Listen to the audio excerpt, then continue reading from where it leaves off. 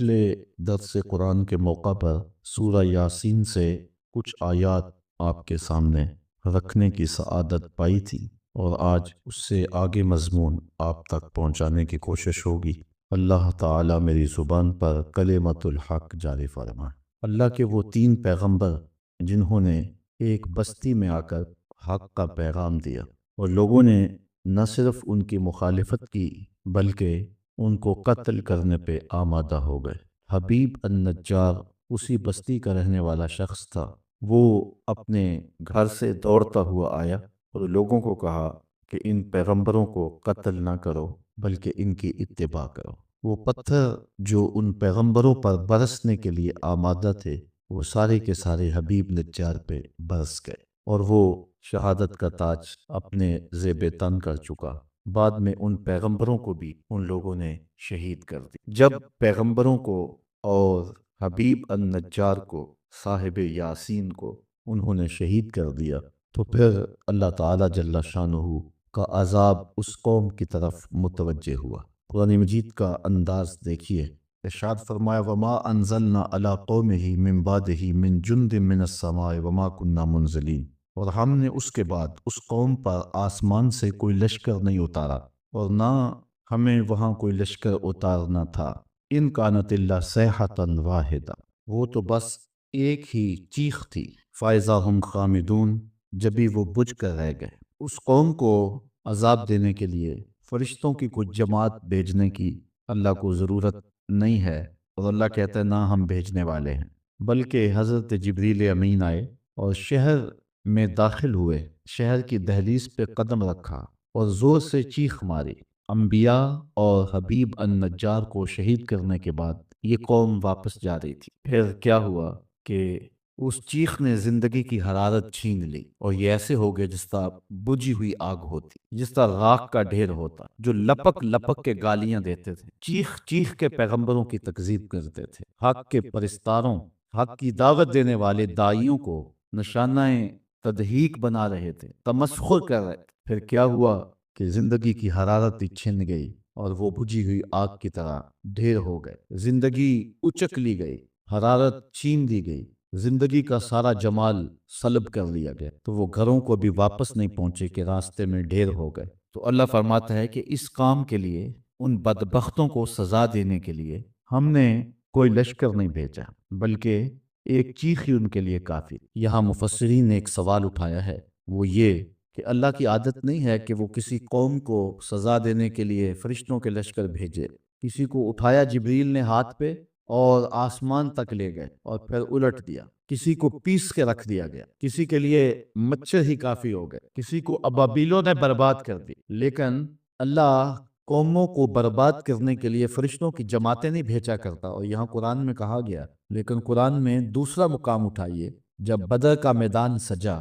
تو اللہ نے ایک نہیں ہزاروں فرشتے بھیجے۔ احزاب کی جنگ لگی تو فرشتے آئے اور کافروں کے خیموں کی رسیاں کاٹتے رہے۔ تو مفسرین یہاں سوال اٹھایا کہ رب کی عادت نہیں ہے کہ وہ فرشتوں کی جماعتوں کو بھیجے کافروں کو قتل کرنے کے لیے، کافروں کو عذاب دینے کے لیے، لیکن بدر میں کیا ہوا، غزوہ احزاب میں کیا ہوا، وہاں جماعتیں کیوں آئیں؟ تو کہا کہ وہ جو جماعتیں آئی تھی وہ محبوب کے پروٹوکول کے لیے آئی، وہ محبوب کی تکریم کے لیے آئی تھی، محبوب کے اعزاز کے لیے آئی۔ فرشتہ تو ایک ہی کافی ہوتا تھا دنیا کو بتانا، یہ تھا کائنات گھرتی ہے محمد کی زلفوں کے گرد، کائنات حضور کے گرد طواف کرتی ہے، اور یہ سارا نظام مصطفیٰ کے لیے ہے۔ اس لیے اللہ تعالیٰ نے خاص طور پہ وہاں فرشتوں کی جماعتیں بھیج کر کے محبوب کو اعزاز دیا، محبوب کو تکریم دی۔ ورنہ اللہ تعالیٰ اپنا ضابطہ بیان کرتا ہے وَمَا أَنزَلْنَا عَلَىٰ قَوْمِهِ مِن بَعْدِهِ مِن جُندٍ مِّنَ السَّمَاءِ، آسمان سے کوئی لشکر اتارنے کی ضرورت نہیں پیش آئی۔ وَمَا كُنَّا مُنزِلِينَ، اور نہ ہم وہاں کوئی لشکر اتارنا تھا۔ وہ تو ایک چیخ تھی جس نے ان کی زندگی کی حرارت چھین لی، اور وہ بجھی ہوئی آگ کی طرح راکھ بن کے رہ گئے۔ تو وہ ایک چیخ نے ان کا کام تمام کر دیا۔ اچھا، بعض مفسرین نے اس آیت پہ ایک اور بات بھی کی ہے، اور وہ یہ کہ جب انہوں نے پیغمبروں کو شہید کر دیا، اپنے ہاتھوں سے روشنی کے چراغ بجھا دیے، حبیب النجار کو بھی شہید کر دیا، اور بدبخت قوموں کا مزاج یہ ہوتا ہے کہ جو ان کی خیر خواہی چاہے وہ انہیں گالیاں دیتے ہیں، جو ان کی بھلائی کا پیغام لے کر کے آئیں وہ انہیں برا کہتے ہیں، بے مروت، بے وفا۔ تیرا بھی کیا افسانہ ہے، جس نے اپنی ہی شمع کو گل کیا تو وہ پروانہ ہے۔ تو بدبخت طبقے ہمیشہ ایسا کرتے ہیں کہ اپنے ہی خیر خواہوں کو حوالہ زندہ کر دیتے ہیں، کبھی فصیلے دار پہ ان کے سروں کا چراغاں کرتے ہیں، اور کبھی انہیں ٹک ٹکیوں پہ باندھتے ہیں، انہیں اذیتیں دیتے ہیں، انہیں دکھ دیتے ہیں۔ تو کافروں اور بد نصیب طبقوں کے اس مزاج کو بیان فرمایا جب انہوں نے اپنے ہاتھوں سے ان چراغوں کو بجھا لیا، ان پیغمبروں کو شہید کر دیا، تو پھر ان کے اوپر عذاب کیا آیا۔ ایک تو یہ کہ وہ چیخ آئی، آسمان سے کوئی لشکر اللہ نے نہیں اتارا، اور اللہ فرماتا ہم اتارنے والے بھی نہیں تھے۔ تو یہاں دوسرا مفہوم مفسرین نے جو بیان کیا ہے اس سے بہت کچھ سمجھا جا سکتا ہے، وہ یہ ہے کہ مانوی عذاب ان پہ آیا۔ وہ کیا تھا کہ پھر مدت مدید تک آسمان سے ان کے لیے کوئی پیغمبر نہیں آیا، اللہ تعالیٰ نے ان پر وحی کا دروازہ بند کر دی، کوئی مسلح اس قوم کی طرف ہدایت کا سندیسہ لے کر نہیں آیا۔ جب قومیں ناقدری کریں آسمانی ہدایتوں کی تو پھر ان سے ہدایتیں چھین لی جاتی اور اندھیروں میں بھٹکنے کے لیے ان کو چھوڑ دیا جاتا۔ تو یہاں سے یہ مفہوم بھی مراد ہو سکتا ہے کہ پھر ایک طویل مدت اس قوم کی طرف جس قوم نے پیغمبروں کو شہید کر دی اور حق کے پرستاروں کو قتل کر دیا، پھر ایک طویل عرصہ ان کی طرف آسمانی ہدایت نہیں آئی، آسمان سے کوئی لشکر نہیں اترا، ان کی ہدایت کے لیے اللہ نے مصلحین پھر ان کی جانب نہیں بھیجے، اندھیروں میں بھٹکنے کے لیے انہیں چھوڑ دیا۔ اور اگر سوچا جائے تو یہ سزا زیادہ بڑی سزا ہے کہ کسی قوم کو بھانج کر دیا جائے، اچھی قیادتیں اس قوم میں نہ اٹھیں اور وہ اپنے مسائل کی گھمن گھیریوں کے اندر پھنس جائیں اور کوئی راستہ دکھانے والا موجود۔ جب ٹیلنٹ کی قدر نہیں کرتی قوم کوئی بھی، تو پھر ان عذابوں میں اسے مبتلا کیا جاتا۔ تھوڑی دیر کے لیے رک کر کے قرآن مجید کی اس آیت پہ تدبر کر لیں اور پاکستان کے عالم اسلام کے موجودہ حالات کی طرف نظر کریں تو بات سمجھ میں آتی ہے کہ ہم بھی کہیں اس پریشانی میں مبتلا تو نہیں ہیں کہ اچھے لوگ ناپید ہو گئے ہیں، صالح قیادتیں ہمارے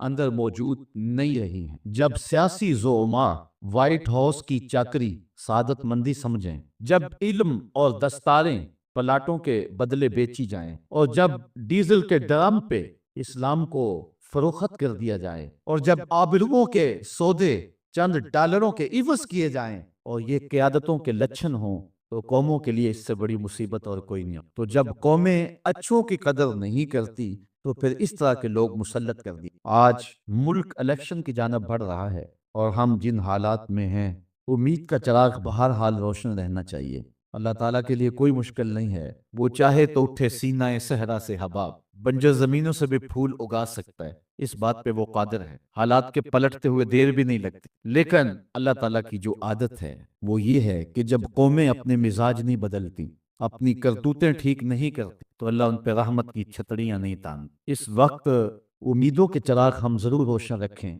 لیکن مجھے تو حالات جس طرح اب ہیں ایسے ہی دکھائی دے رہے ہیں۔ حدیث میں ہے، حضرت عبداللہ ابن عباس سے مروی ہے کہ حکمرانوں کے دل اللہ کے دست قدرت میں ہیں، جب لوگ اچھے نہ رہیں تو اللہ ان کے دل لوگوں کے لیے سخت کر دیتا ہے، اور جب لوگ اچھے ہو جائیں تو اللہ ان کے دل لوگوں کے لیے نرم کر دے۔ کسی نے حجاج بن یوسف سے کہا تھا کہ تو حضرت عمر کا دور حکومت دیکھا ہے، ان جیسا انداز حکمرانی کیوں اختیار نہیں کرتا؟ یہ وہ شخص ہے کہ حضرت حسن بصری نے کہا تھا کہ پچھلی امتوں کے لوگ اپنے سارے ظالم لے آئیں اور ایک پلڑے میں رکھ دیں، ہم حجاج بن یوسف کو ایک پلڑے میں رکھ دیں گے، اس کا پلڑا پھر بھی بھاری ہے۔ 70,000 شخص اس نے اپنے ہاتھ سے کاٹے ہیں، 90,000 لوگ اس کے حکم سے قتل ہوئے۔ تو کسی نے اسے کہا، جرت کر دی، کہا کہ تو نے حضرت عمر کا زمانہ دیکھا ہے تو تو ان جیسا انداز حکمرانی کیوں نہیں کرتا؟ تو اس نے جواباً کہا تھا، تبازروا اتعمر لکم، تم ابو ذر غفاری جیسی رعایا بن جاؤ، میں عمر جیسا حکمران بن جاتا ہوں۔ مجھے کسی نے کہا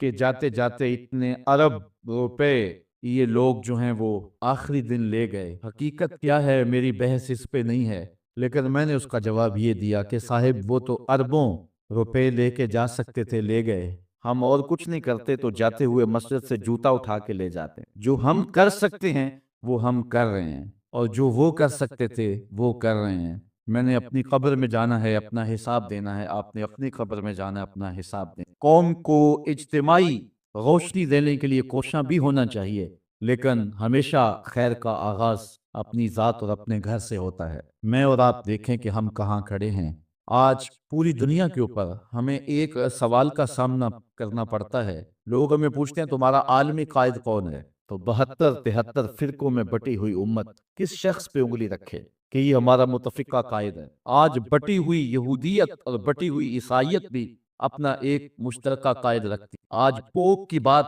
حرف آخر ہے، لیکن ایک حرم رکھنے والے، ایک قرآن رکھنے والے، ایک رسول رکھنے والے آج کوئی ایسا شخص نہیں بتا سکتے کہ جس پہ امت متفق ہو۔ اور فرقوں اور گروہوں کے نمائندے تو آپ کو مل جائیں لیکن امت کا مشترکہ قائد آپ کو نہیں ملے گا۔ کہیں ہم اس عذاب میں مبتلا تو نہیں ہیں کہ ہم نے اچھوں کی قدر نہ کی اور نتیجے کے اندر ہمیں بونے قسم کے لوگ دے دیے گئے اور حقیقی قیادتیں ہم سے چھین لی گئیں، اور اگر ہم اپنی روش تبدیل نہیں کرتے ہیں تو یہ عذاب بڑھتا چلا جائے گا۔ نہ جانے کیا کیا مصیبتیں ہوں گی جو ہمیں دیکھنا پڑیں گی اور کن کن راہوں سے ہمیں گزرنا پڑے گا۔ جب قوموں کے یہ مزاج ہوتے ہیں تو پھر اللہ کا جو قانون ہے وہ حرکت میں ضرور آتا ہے۔ تو اس قوم نے ان پیغمبروں کی تصدیق نہیں کی، ان کے دست و بازو نہیں بنے، ان کے ساتھ نہیں چلے، پھر کیا ہوا؟ اللہ فرماتا ہے ہم نے آسمان سے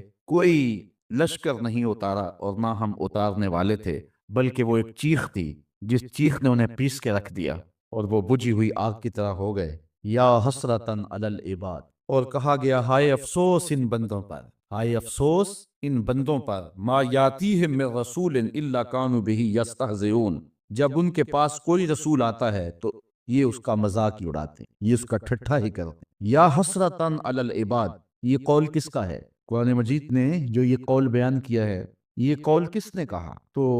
ایک بات تو یہ کہ ماحول ہی بتا رہا تھا کہ جب پیغمبروں کو شہید کر لیا، حبیب نجار کو قتل کر دی، اپنے ہاتھوں زندگیوں کے گلے گھونٹ دی، خود اپنے منہ سے وہ اس لیے کافر کہہ رہے ہیں یا حسرتن علی العباد۔ اچھا بات تلخ نہ ہو، بات کڑوی نہ ہو تو میں ایک بات کہوں کہ جو باصلاحیت لوگ ہوتے ہیں اور حق کی راہوں کے مسافر ہوتے ہیں، انہیں اپنے قد کو بڑھانے کے لیے بھنڈ قسم کے لوگ ساتھ نہیں رکھنے پڑتے، ان کو اپنے مزارات کے نقشے نہیں دے کے جانے پڑتے کہ اس طرح کا دربار بنوانا میرا تاکہ لوگوں کا آنا جانا رہے، ان کے جھنڈے رب خود ہی لگاتا ہے۔ اور ان کے اٹھ جانے کے بعد ماحول کے اندر ایسی اداسی ہوتی ہے کہ جو دشمن وہ بھی ہاتھ مان رہے ہوتے ہیں کہ یہ چراغ بجھ گیا، یہ زندگی کا اجالا ہم سے چھن گیا۔ یا حسرتن علی العباد کے مفہوم کو اگر آپ سمجھیں تو حق کی جو بلندی ہے اور سر بلندی ہے وہ سمجھ میں آتی ہے۔ ما یاتیہم من رسول الا کانوا بہ یستہزئون، اللہ فرماتا جب بھی ان کے پاس کوئی رسول آتا ہے تو ان کا مزاج یہ ہے کہ یہ ہمیشہ ٹھٹھا ہی کرتے ہیں، مذاق ہی کرتے ہیں۔ اب دین کی راہوں پہ چلنے والوں کے لیے اس آیت میں بہت کچھ ہے۔ کوئی یہ سمجھے کہ آتے ہوئے بھی پھول اور جاتے ہوئے بھی پھول، صاحب نہیں، یہ تو کانٹوں کی سیج ہے، یہاں تو مقاومتیں بھی ہوں گی، مخالفتیں بھی ہوں گی، اذیتیں بھی ہوں گی، دکھ بھی ہوں گے، تان و تشریح کے برستے تیر بھی ہوں گے،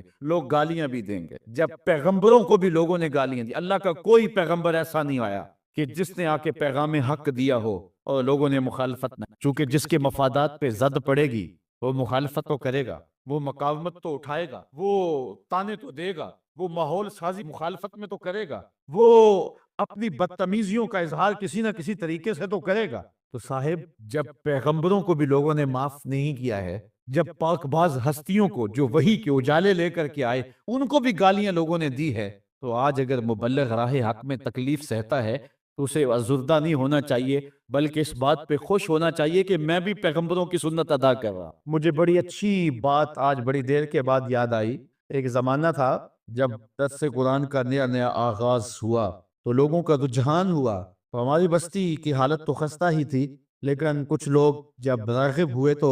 ایک صاحب نے ایک شوشہ چھوڑا اور اس نے کہا کہ اس شخص کے پاس جادو ہے اور جو جادو کر کے لوگوں کو اپنے قریب کر لیتا ہے۔ تو میرے ایک دوست تھے پیر بھائی، تو وہ بڑے ازردہ سے ہو گئے، اب تو برداشت کی سکت سب میں ہے، کیونکہ روز جو ہو رہا ہے ہمارے خلاف، تو اب تو عادت بنتی جا رہی ہے، لیکن اس زمانے میں بڑا مشکل تھا۔ تو اس نے کہا جی فلاں نے آپ کو جادوگر کہا ہے، تو میں نے کہا اچھا حضور کی یہ سنت بھی ادا ہو گئی، چونکہ حضور کو بھی جادوگر کہا گیا تھا۔ میرے ایک استاد ہیں، وہ مجھے ایک دن آ کے کہنے لگے کہ کچھ لوگ کہتے ہیں کہ رضا ثاقب کے پاس تسخیر قلوب کا وظیفہ ہے، اور وہ صبح فجر کے وقت جب سورج چڑھا ہوا ہوتا ہے تو سورج کی جانب منہ کر کے پڑھتا ہے، اور اس کے والد صاحب نے اسے بتایا ہوا ہے، تو اتنے لوگوں کا جو ہجوم ہے اس کے پاس یہ اس وظیفے کی وجہ سے ہے۔ تو میں نے کہا استاد جی اگر آپ اجازت دیں تو اس مرتبہ مصطفی اجتماع میں وہ وظیفہ بتا ہی نہ دوں سب کو۔ تو میں نے ان کو کہا کہ میں اس مرتبہ بتاؤں گا، تو خیر مصطفی اجتماع کے اوپر جو کیفیت تھی تو بات ادھر نہ آ سکی اور میں وہ وظیفہ نہیں بتا سکا، تو چلو آج میں بتا دیتا ہوں۔ وہ وظیفہ یہ ہے کہ جس نے یہ بتایا ہے کہ فجر کے بعد پڑھتے ہیں، اس کو مغالطہ لگ گیا، میں فجر کے بعد نہیں پڑھتا۔ وہ وظیفہ شروع ہوتا ہے ظہر کے وقت اور ختم ہوتا جا کے رات 2 بجے، اور وہ ایک جگہ بیٹھ کے نہیں پڑھنا پڑتا، وہ کبھی گجرانوالہ، کبھی سیالکوٹ، کبھی راول پنڈی، کبھی ساہیوال، کبھی ہڑپے، کبھی کراچی، کبھی بیرون ملک، کبھی مسجد میں، کبھی ہال میں، کبھی گلی میں، کبھی بازار میں، اور وظیفہ پڑھنے کے بعد بس چپکے سے گھر لوٹ جاؤ، پھر کن آنکھیوں سے نہ دیکھو کہ پیچھے کوئی خدمت کرنے والا آ رہا ہے یا نہیں آ رہا، اور پھر چپکے سے گھر چلے جاؤ، آرام سے سو جاؤ، 6 ماہ وظیفہ کر کے دیکھ لو زمانہ تمہارے قدم بھی چومے گا۔ تو یہ آسان سا وظیفہ ہے، اسے کرو، محنت کرو، یہ ہے تسخیر قلوب کا وظیفہ۔ تو حق کی راہوں پہ چلو گے تو لوگ کیا کچھ نہیں کہیں گے، گالیاں بھی ہوں گی، بلکہ اب تو گالی سے بات گولی تک جا پہنچی ہے۔ پہلے لوگ اپنے نظریے کو منوانے کے لیے دلائل دیتے تھے، پھر ممبر و محراب سے گالیاں شروع ہو گئیں، اور اب تو بات گولی تک پہنچی ہے، خود کش دھماکے تک پہنچ گئی ہے۔ میرے نظریے کو نہیں مانتے، میری فکر کو نہیں مانتے تو میں خود کش دھماکے سے اڑا کے رکھ دوں گا تمہیں۔ عجیب رنگ ڈھنگ ہو گئے، عجیب صورتیں ہو گئی، تو ظاہر ہے جس کے مفاد پہ زد پڑے گی وہ مخالفت کرے گا۔ وہ کیا کسی نے کہا تھا کہ لوگ تو فنکار ہیں اس درجہ کے پل بھر میں، سنگے در کعبہ سے بھی اسنام تراشے، تم کون ہو اور کیا ہے داغ کبابی، لوگوں نے تو مریم پہ بھی الزام تھا، لوگوں نے تو پیغمبروں پہ، پیغمبر زادیوں پہ، پیغمبر زادوں پہ اور پیغمبروں کے باپوں پر بھی تان و تشنیع کے تیر برسائے۔ آپ تاریخ نبیوں کی پڑھ کے دیکھ لیں تو مبلغین راہ حق میں دین کا پیغام لے کر چلنے والے، حالات کی تلخیوں اور سختیوں سے گھبرانا نہیں ہے۔ یہ سورہ یاسین ہمیں سبق دے رہی ہے، تم کس کھیت کی مولی ہو، یہاں تو پیغمبروں کو گالیاں دی جاتی رہی ہیں، یہاں تو پیغمبروں کی جو ہے وہ تدحیق کی جاتی رہی ہے۔ فرمایا ما یاتیہم من رسول الا کانوا بہ یستہزئون، جب بھی ان کے پاس کوئی رسول آتا ہے تو اس کا ٹھٹھا ہی کرتے ہیں، اس کو مذاق ہی کرتے ہیں، اور اس کو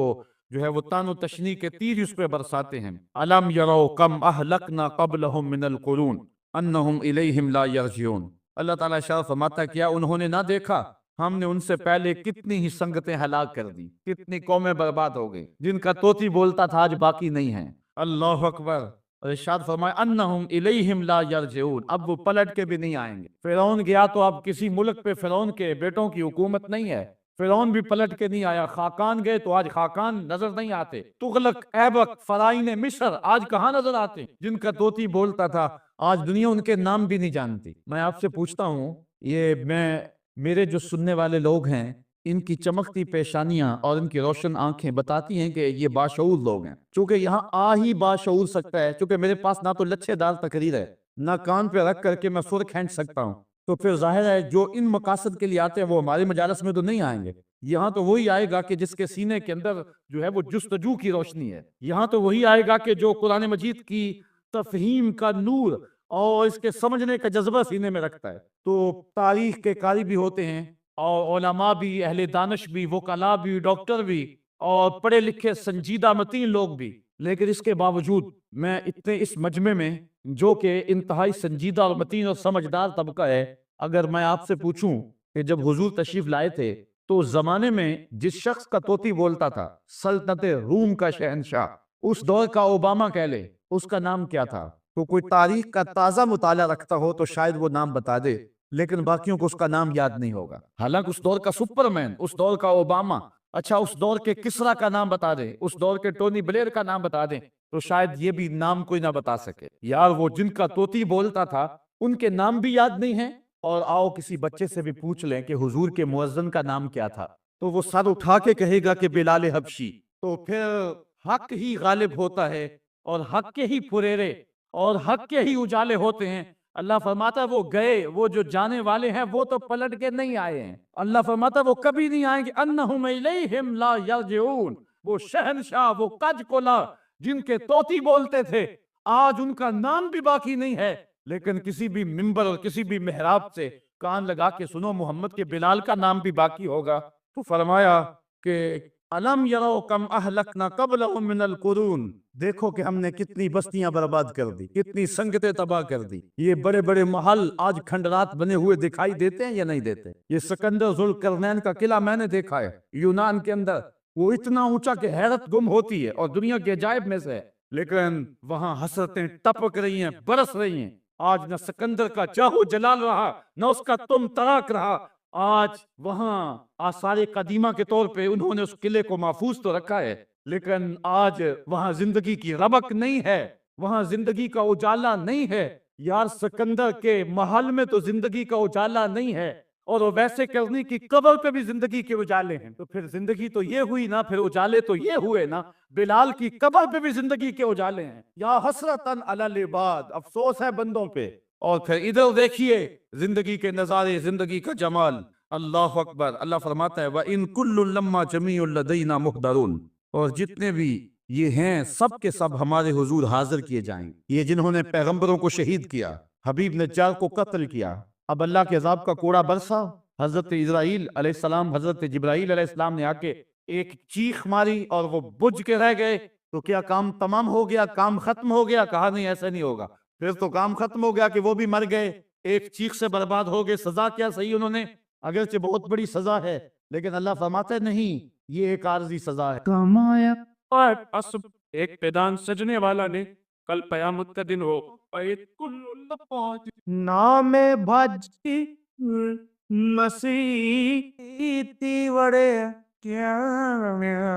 نا تسب، پیغمبروں کے سروں کے اوپر نورانی تاج اور بدن پہ نوری ہلے، اور پھر ان کے عمل بھی لائے جائیں گے، ان کی تبلیغ کا بھی وزن کیا جائے گا۔ او گالیاں دینے والوں، یہ دیکھو تمہاری گالیاں اور ان کا وزن، اور پھر اس کی سزا جہنم، اور میٹھے بول بولنے والے پیغمبروں کی بولی بھی سنو، اور اس کی جو جزا ہے میرے رب نے رکھی ہے ذرا اس کو بھی دیکھو، تو پھر وہ کیا منظر ہوگا اور کیا رنگ ہوگا اور کیا جمال ہوگا۔ تو راہ حق پہ چلنے والے، اگر تیری بات کو ٹھکرا بھی دیا جاتا ہے، تیری باز کو ترک بھی کر دیا جاتا ہے، تیری گفتگو کا مذاق بھی اڑا لیا جاتا ہے، تجھے گالیاں گولیوں سے سزا بھی دی جاتی ہے، تو اس کی پرواہ نہیں کرنا۔ آج اگر بدن کٹ جائے، آج اگر تو تماشا بن جائے، آج لوگ تجھے گالیاں دے، آج تیرے دامن کی دھجیاں بکھیر دی جائیں، آج تجھے جو ہے وہ تان و تشنیع کے تیر برسائے جائیں، آج الزام تراشیاں کی جائیں، آج تیری عزت آبرو اچھالنے کی کوشش کی جائے، لیکن گھبرانا نہیں ہے، یہ تو 4 دن کی زندگی ہے۔ وہ میدان لگے گا، گالیاں والے بھی آئیں گے، محمد کی بولی بولنے والے بھی، اور ترازو گاڑا ہوگا رب میں، پھر وزن کیا جائے گا، پھر پتا چلے گا نا کہ قرآن کی بولی دینے والے کی آواز کا وزن کتنا نکلا ہے۔ تو اس لیے حق کی راہوں کا مسافر ہمیشہ حق کی راہوں پہ چلتا رہے۔ سورہ یاسین کے اندر اللہ تعالیٰ جل شانہ نے جو مضمون بیان فرمایا، بنیادی مضمون آخرت کا اس بات ہے، اور جب کوئی شخص فوت ہونے لگے تو اس کے سامنے سورہ یاسین پڑھی جاتی ہے، اس لیے نہیں پڑھی جاتی کہ اس سے جان چھڑا لیں، بلکہ سورہ یاسین سے ایمانی لیول بڑھ جاتا ہے، تیقن میں اضافہ ہو جاتا ہے، آخرت کا عقیدہ پختہ ہو جاتا ہے۔ اس لیے حکم دیا گیا کہ اس کے سامنے سورہ یاسین پڑھو، کہ جب رب کے حضور پیش ہو رہا ہو تو اس کے عقیدے میں پختگیاں پیدا ہو جائیں، اور معاد اور آخرت کا یقین پختہ تر ہو جائے۔ تو یہ 2 رکوع ختم ہوئے، اگلے جو 3 رکوع ہیں ان میں معاد کا اثبات کیا گیا ہے، اور اللہ تعالیٰ نے آفاق اور انفس کے اندر پھیلے ہوئے دلائل کے ساتھ حضرت انسان کو بتایا ہے کہ تو رب کو کیسے بھول سکتا ہے، کیسے اس کا انکار کرتا ہے۔ تیرے وجود میں بھی دلیلیں ہیں، اگنے والے سورج میں بھی دلیلیں ہیں، اور زمین کا کلیجہ چیر کے نکلنے والے سبزے میں بھی دلیلیں ہیں، پھول کی پتی کے رنگوں میں بھی دلیل ہے، اس کے اوپر پڑی ہوئی شبنم کے قطرے میں بھی دلیل ہے، اور پھر اس کے اوپر جو بیٹھی ہوئی محبت اور پیار کا اظہار کرتی ہوئی تتلی ہے، اس کے پروں کے اندر رنگوں کی جو مینا کاری ہے، اس میں بھی رب کی دلیل ہے، پھر بلبل کے لہجے میں بھی دلیل ہے، کوئل کی آواز میں بھی دلیل ہے، پپیہے کی صدا میں بھی، برستے بارش میں، جھومتی ندیوں میں، بہتے پانی میں، اور ساون کے موسم کی رم جم میں، یہ دلیلیں ہیں